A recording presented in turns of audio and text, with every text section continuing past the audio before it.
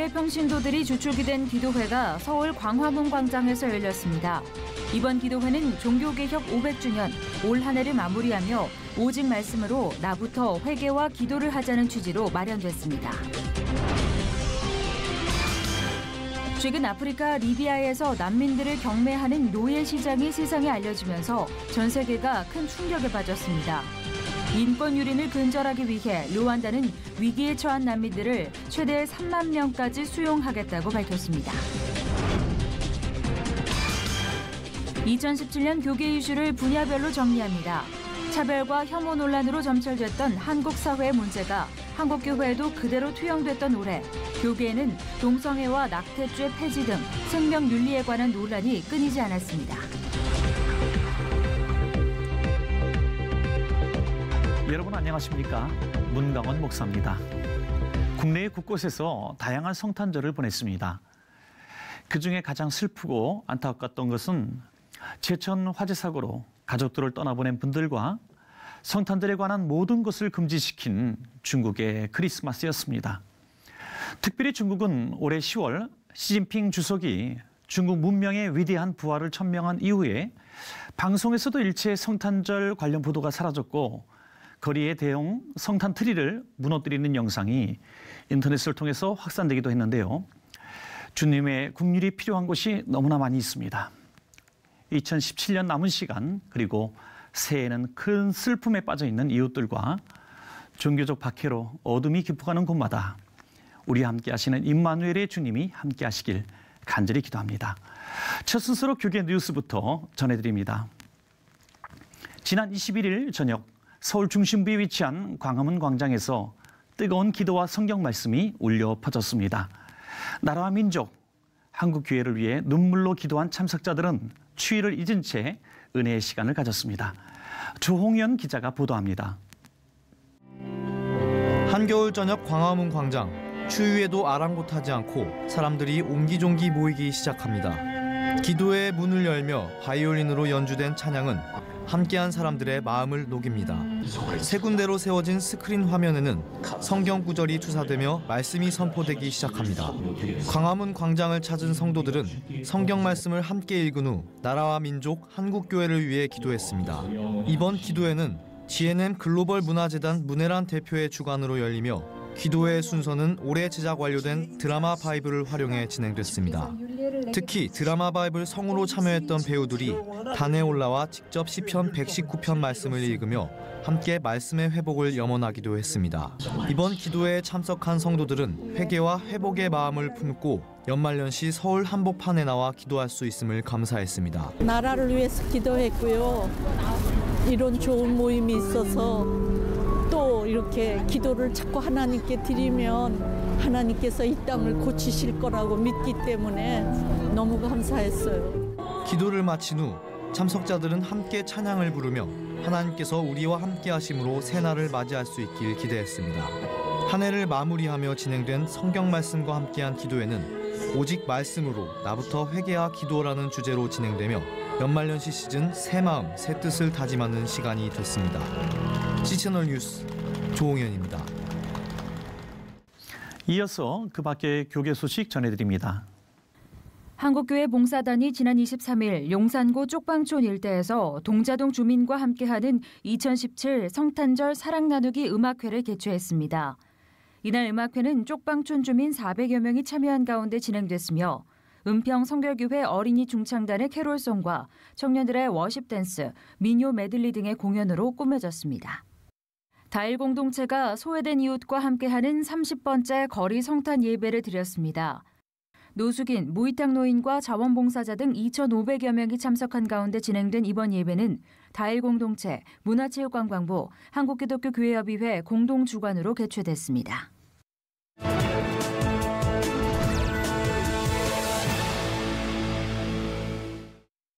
이번에는 나라 밖 소식입니다. 워싱턴 DC에 성경박물관이 마련됐습니다. 이곳은 많은 사람들에게 성경의 역사적 의미를 알게 하고 또 어떻게 성경이 인간의 역사를 만들었는지도 한눈에 알 수 있도록 만들어 놓았다는데요. 미국에서 전해온 소식입니다. Welcome to this special edition of Christian World News. I'm John Jessup here in Washington, D.C., standing in a very unique place. It's the new Museum of the Bible. Now, if you've ever been to Washington, you know that there are scores of museums in the city, but none quite like this, built specifically to introduce people not only to the history of the Bible, but how it shaped history itself. Recently, I got a sneak peek of the museum.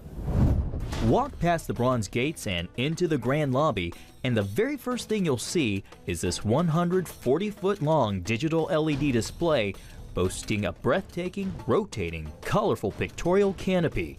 It's the first glimpse at the museum's technological edge. But it's not all gadgets, bells, and whistles here. As you climb into the elevators, digital screens virtually transport guests to ancient Israel, a preparation of what you'll find on the 5th floor. Pottery, jewelry, weapons, and other relics from ancient Israel, including this 1-ton stone from Jerusalem's western wall. Some of the pieces date back 1,700 years before the birth of Christ. While most visitors will probably want to see the collection of Dead Sea Scroll fragments, there's so much more, including an entire floor dedicated to the history of the Bible, where you can explore galleries and exhibits that trace the origins and evolution of the good book. You can also browse through the museum's collection of Bibles translated in more than 600 written languages. No other book has had such an impact on civilization, particularly Western civilization. So it's exciting to know that we're a part of exposing this book and getting people engaged from all walks of life. The Impact Floor highlights the Bible's effect on culture, science, music, film, and more, and chronicles how it shaped America's founding and still reverberates today. A museum for all, there's even a children's area that allows kids to walk through stories of the Bible and follow the courageous decisions of people like Esther, Joseph, David, and Noah. And there's even a 470-seat performance theater, the Museum of the Bible's world stage, now featuring the Broadway musical Amazing Grace. So we've just made our way to the top of the Museum of the Bible, where you will find a biblical garden. Peaceful oasis provides an escape from the busyness of the city, featuring Jerusalem stone and plants similar to ones found in the Middle East. And it draws on scriptural references to gardens in the books of Genesis, Revelation, and Psalm 23. Green pastures and also the still waters. So those are some of the character that I wanted to embody, because I wanted this to be a calming space, one that would kind of restore your soul, so to speak, when you're here. And speaking of resting... Oh, I'm sorry. There's just so much to see. I was taking a quick break.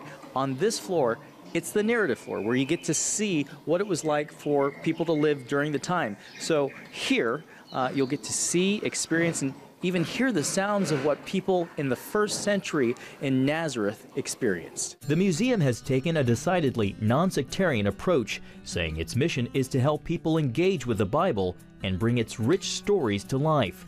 With a $500 million investment and global cultural and scholastic partnerships, it hopes that mission translates into more people reading and appreciating the best-selling book of all time. 아프리카 국가 루안다가 최근 난민 3만 명을 수용하겠다는 발표를 해서 관심을 모으고 있습니다. 이전보다는 나아졌지만 여전히 다른 국가의 원조가 필요한 만큼 루안다 상황도 좋지 않은데요. 난민 수용의 의지는 어떤 배경에서 나온 것인지 루안다 병현천 선교사님 전화 연결해 관련 내용 알아보겠습니다. 선교사님, 루안다의 이런 결정이 국제사회에 큰 울림을 주고 있는데요. 루안다가 난민 수용 결정을 내리게 된 배경 어떻게 이해해야 될까요? 루안다 정부가 수용하기로 한 난민들은 리비아를 통해서 유럽으로 가려고 합니다. 그런데 그들이 유럽으로 가지 못하고 리비아에서 노예로 팔려나가고 있습니다. 루안다 정부가 이런 결정을 한 배경은 루안다의 아픈 역사에서 찾아볼 수가 있습니다. 루안다는 1994년에 소수족에 대한 다수족의 인종 대학살이 있었습니다. 3개월 동안 100만 명이 죽는 동안 아무도 그들을 도와주지 않았습니다. 만약에 국제사회가 빨리 움직였다면 그렇게 많은 인원이 희생되지 않았을 것입니다. 그래서 루안다 정부는 아픔을 겪고 있는 아프리카 난민들에게 도움의 손길을 내민 것입니다. 네, 아픔에 공감한 조치라고 이해할 수 있을 것 같은데요. 루안다 현지 국민들은 이에 대해서 어떻게 반응하는지도 궁금합니다. 네, 루안다 국민들 대부분은 루안다의 정부 결정을 라디오 방송을 통해 알고 있습니다. 그리고 이 결정을 지지하는 사람들이 많습니다. 제가 동역하고 있는 루안다 장로교회 중에도 고통 속에 있는 리비아 난민들을 위해서 기도하고 있는 교인들이 있습니다. 그런데 교주 중에는 한 가지 염려스러운 부분도 말합니다. 리비아에 억류된 난민들 중에는 무슬림들이 많기 때문입니다. 그들을 받아들임으로써 무슬림 인구가 르완다에 더 늘어날 전망입니다. 국제사회의 난민은 끊임없이 발생하고 있는데요. 각 나라에서 자신이 할 수 있는 방법으로 역할을 해나가야 할 것 같습니다. 어떻습니까, 선교사님? 난민들에게 도움을 숨기를 내밀게 앞서서 이해득실을 따지는 것이 국제사회가 난민 문제에 접근한 방법입니다.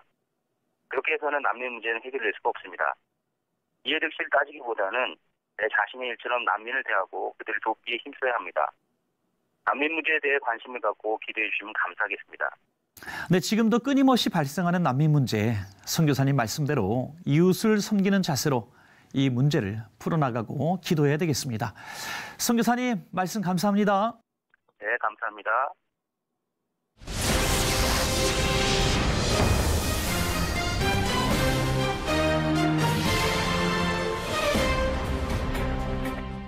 (2017년) 한 해를 정리하는 두 번째 시간입니다.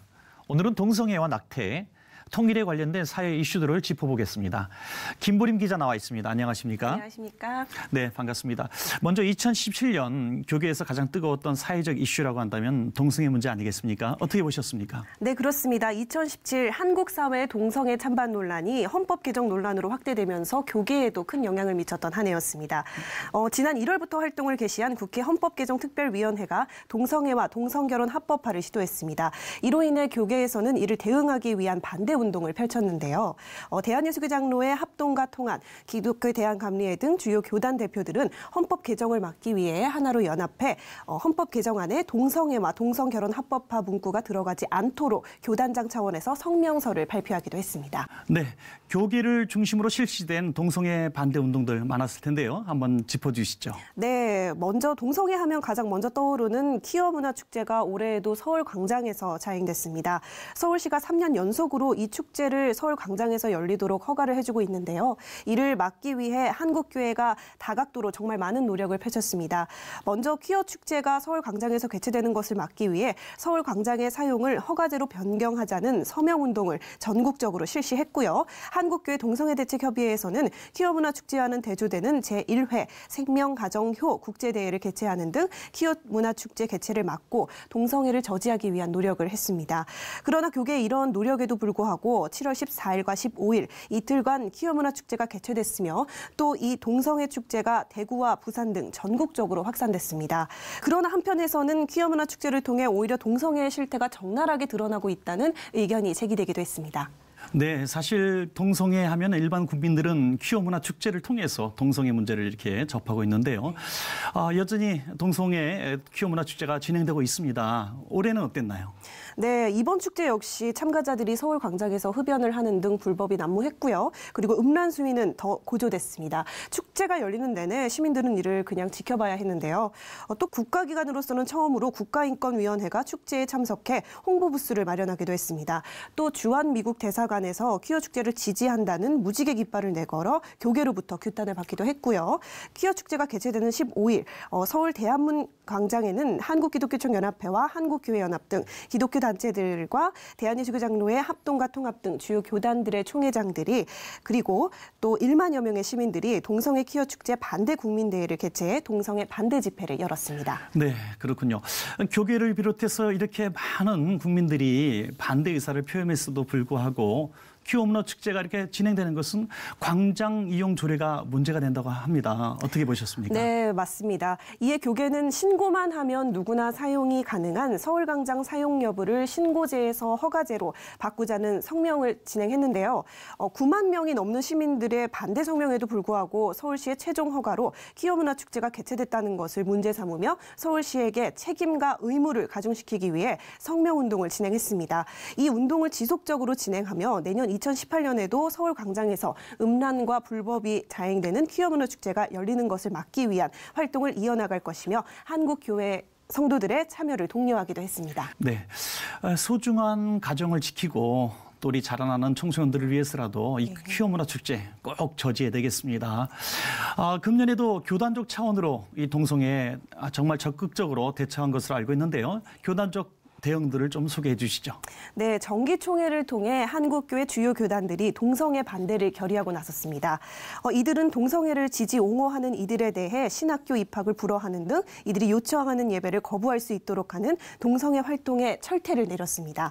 조금 더 자세히 말씀드리자면 먼저 대한예수교 장로회 합동총회에서는 헌법 제4장 제3조 목사의 직무항에 동성애자와 본 교단의 교리에 위배되는 이단에 속한 자가 요청하는 집례를 거부하는 것을 넘어 교회에서 추방할 수 있다는 문구를 삽입했습니다. 네네. 예장통합 측에서는 동성애자는 교회의 항존직과 임시직, 유급 종사자가 될 수 없도록 조치를 취했으며 100만인 서명운동을 전개하기도 했고요. 기독교 한국 침례 역시 동성혼 합법화 반대 결의를 통과시키며 동성혼 합법화와 군형법 92조 6 폐지에 반대하는 100만인 서명운동을 전개 동참키로 결의했습니다. 네네. 어느 해보다도 정말 교단적으로 적극적으로 이렇게 대응한 한 해가 된 것 같습니다. 그리고 또 금년에는 또 연말에 들어서서 이 낙태 문제 아주 뜨거웠습니다. 네, 그렇습니다. 청와대 국민청원 게시판에 낙태죄 폐지에 관한 국민청원이 23만 명을 넘어서며 문재인 정부가 8년 만에 낙태 실태 조사를 재개한다고 밝혔습니다.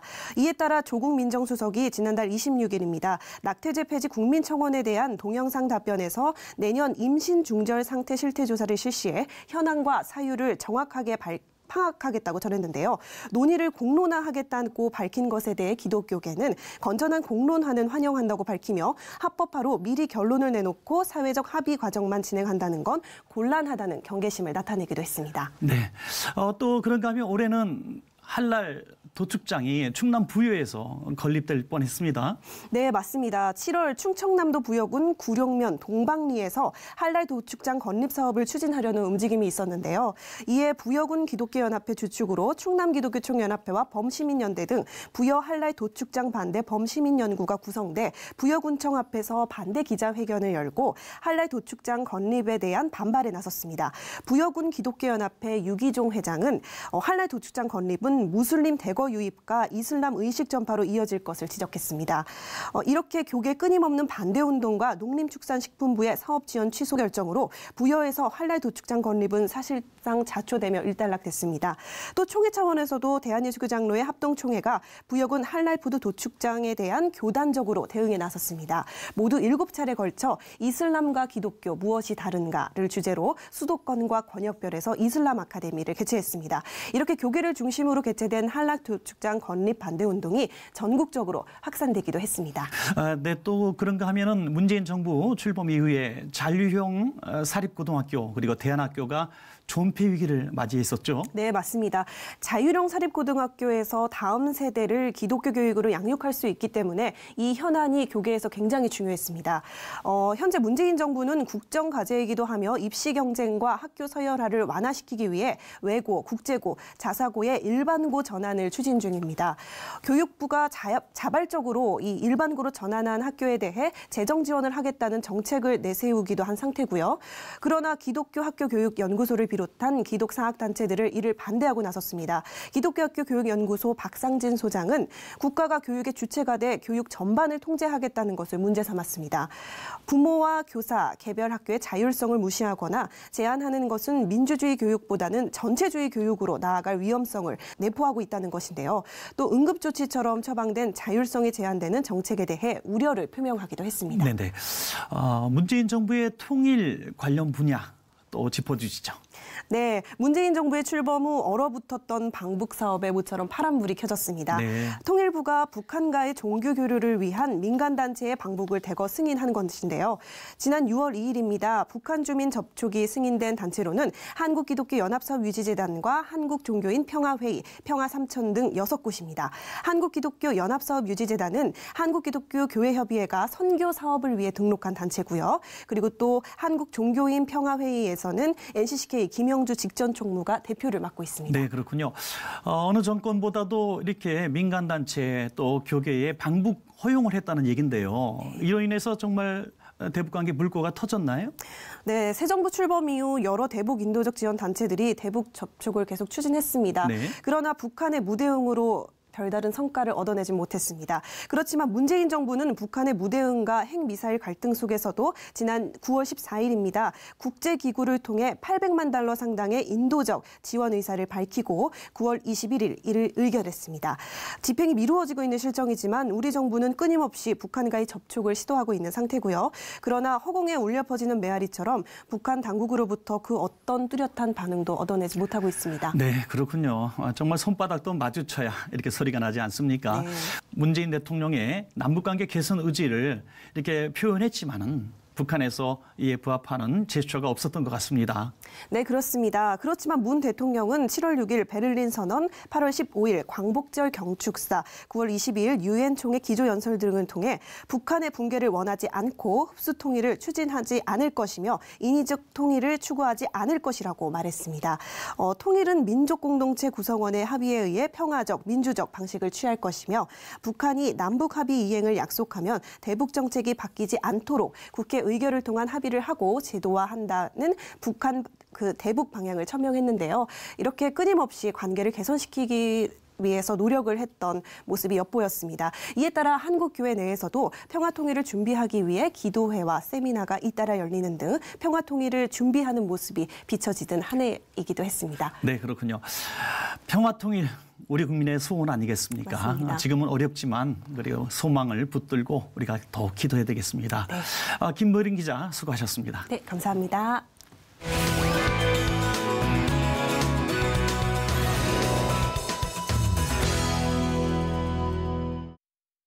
이번 제천 스포츠센터 화재의 주 원인으로 추정되는 드라이비트 공법이 교회에도 많이 사용된 것으로 알려졌습니다.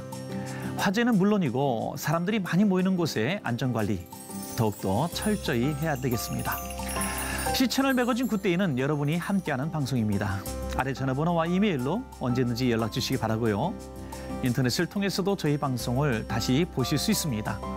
오늘 순서는 여기까지입니다. 시청해주신 여러분 고맙습니다.